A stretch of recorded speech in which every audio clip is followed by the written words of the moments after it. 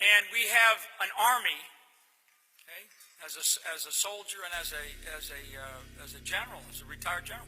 We have an army of digital soldiers.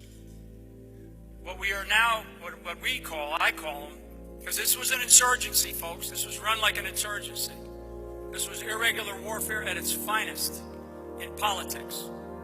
And that story will continue to be told here, but we have what we call citizen journalists.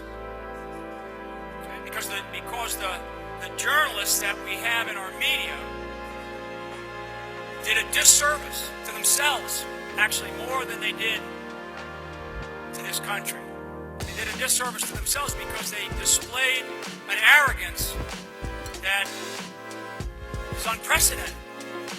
And so the American people decided to take over the idea of information. They took over the idea of information, and they did it through social media.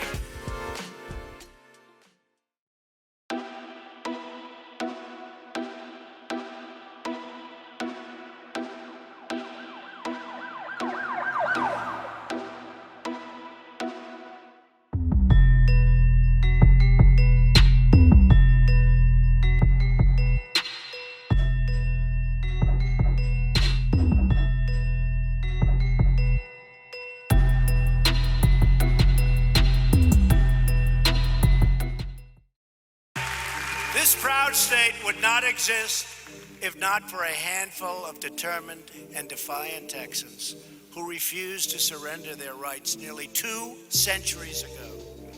Right? You know who I'm talking about. You know who I'm talking about. In 1835, soldiers from General Santa Anna's army marched into the little Texas town of Gonzales and ordered those settlers to surrender their small cannon they relied on to protect their lives and protect their homes. The Texans refused. You refused. You're tough. That's right. They were not about to give up their only means of self-defense. In response, Santa Anna's army returned with a large group of additional people. They had men all over the place. The army was big. This time they were met by dozens of Texans, settlers, soldiers, and ordinary citizens who had rushed to Gonzales to defend their rights and their freedom. As Santa Anna's men watched from a distance, those brave Texans raised a flag for all to see. And you know what it said. On the banner, they painted a cannon along with 4 words that echoed through the ages. And you know what it is? It said, "Come and take it. Come and take it." Illegal immigration must end. Illegal immigration must end. We are going to have strong borders. I will tell you, we have maxed out every law. We are going to have truly strong, and we're going to take people into our country, but they're going to come in based on merit, not based on picking somebody out of a bin. The same senators, along with nearly every other Democrat, also voted to protect something that's actually becoming very unpopular, sanctuary cities. Can you believe finally people are starting to get it? Democrats and liberals in Congress want to disarm law-abiding Americans. At the same time, they're releasing dangerous criminal aliens and savage gang members onto our streets. These countries send up their worst. Remember what my opening speech I got criticized for? Remember? Well, guess what? They're not sending their finest. That I can tell you. We're getting some real beauties in here. But we're taking MS-13 horrible killer gang members, we're getting them out because our guys are much tougher than theirs. There is not even a little bit of a contest. And that's the only language they understand. That's the only language they understand. These are savage killers. My administration believes our cities should be safe havens for Americans, not sanctuaries for criminals.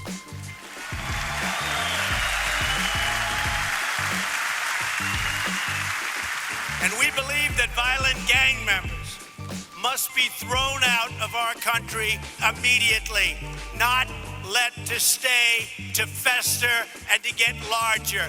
We get them out, and we are taking them out by the thousands. Same thing with Iran. Remember? We're signing that horrible deal, and they're marching in the streets saying death to America. I said, who signs a deal when they're marching saying death to America? Who marches? They're saying death to America, and we have the former administration. That's because people realize that a lot of what you read and a lot of what you see on television is fake. They realize it. The people are smart. The people are smart.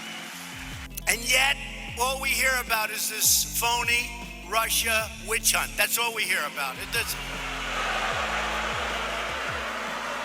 So, just when I'm walking on the stage, a highly respected judge in Virginia made statements.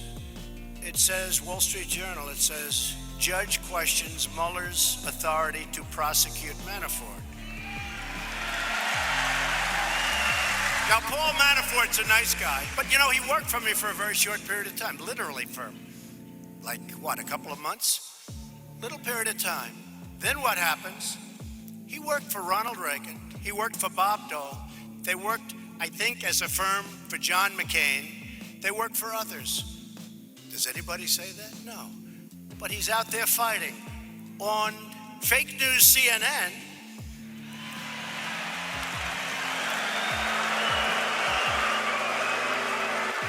I think NBC may be more distorted and worse, but no, but on CNN, they have a headline, Judge in Manafort case says Mueller's aim is to hurt Trump. You believe that? This is what we're up. It's called the witch hunt. So I just said, give me that article. I want to read it. Just happened a few minutes before I walked on stage. A federal judge Friday questioned special counsel Robert Mueller's authority to bring tax and bank fraud charges unrelated. Nobody knows that. Everyone thinks, unrelated to the 2016 election against former Trump campaign manager, Chairman Paul Manafort, who was there for a short while. But he's a good person. He is. I really believe he's a good person. Judge T.S. Ellis, who is really something very special, I hear from many standpoints. He's a respected person. Suggested the charges before the U.S. District Court for the Eastern District of Virginia were just part of the Mueller team's designs to pressure Mr. Manafort into giving up information on President Donald Trump or others in the campaign. I've been saying that for a long time. It's a witch hunt. Then, none of that information has to do with information related to the Russian government coordination and the campaign of Donald Trump. It doesn't have anything to do. It's from years before. Then, how does this have anything to do with the campaign, the judge asked? Let me tell you, folks, we're all fighting battles, but I love fighting these battles. It's really a disgrace. What's happening to our country? Now they're crying more than ever, except, you know, they're torn. Number one, they're crying, but they're making more money than they ever made because of us, because their stocks. But you know what's going to happen with these? I tell them, about 6 months after we start, 6 months before the election, they're going to endorse Donald Trump for president. You know why? Because if they don't, those broadcasting companies, the New York Times, all of those, they are going bankrupt so fast. So they'll be endorsing. So I could go on for page after page after page. Look at that, page after page. And to me, a big thing, we're renegotiating the worst trade deals ever made by any country at any time.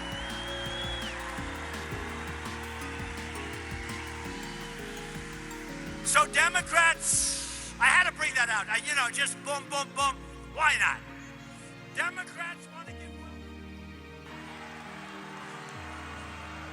And you are witnessing it right now, but we're going to be victorious. You watch. You watch. It's all they're good at it. Resist. You know, they see the signs. Resist, resist.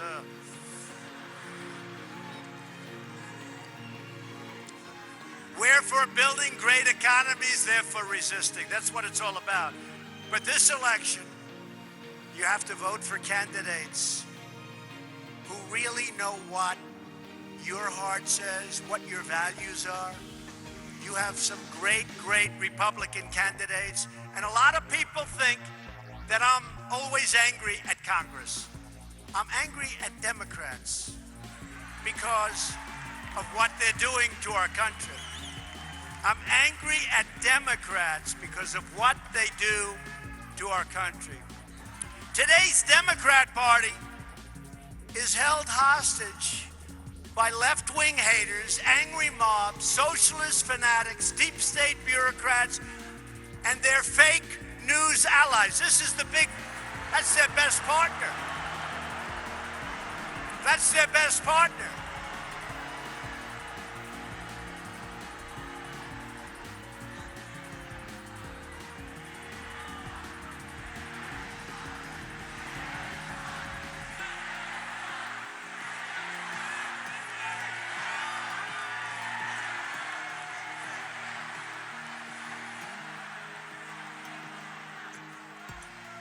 The Democrat Party, their best ally is those people right there.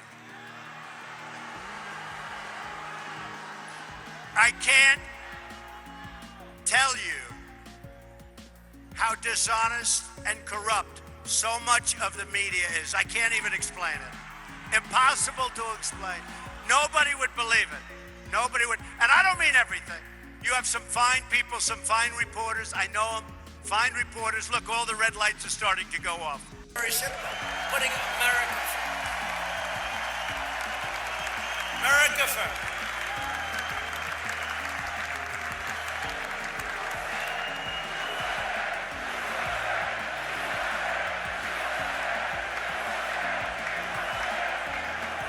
And every day since, the failed old ruling class have been trying to claw their way back into power.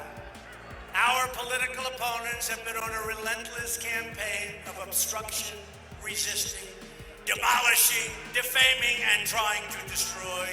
They're not doing too well. They're not doing too well, and we're not going to let them do too well. These are corrupt people. Tuesday is your chance to send a message to the Democrat mob and to everyone who has made it their mission to denigrate our movement and to divide our great nation. Not going to happen. Tomorrow, with your votes, you can stop the radical resistance in its tracks. I look forward to seeing what happens because something is going on. Do you understand? Does that make sense? Something is going on, and they are not happy back there. The media is not happy.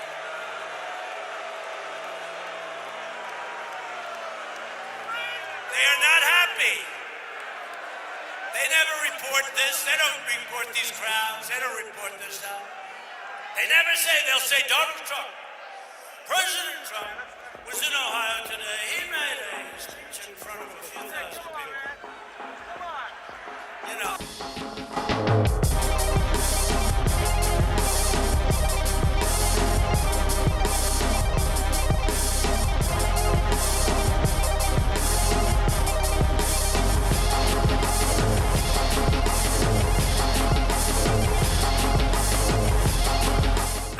Boy, I have a different view of the implications of all this. My view is this is the larger message that a lot of people are going to take from this story is that the news media are a bunch of leftist liars who are dying to get the president and they're willing to lie to do it. But I just think this is a bad day for us.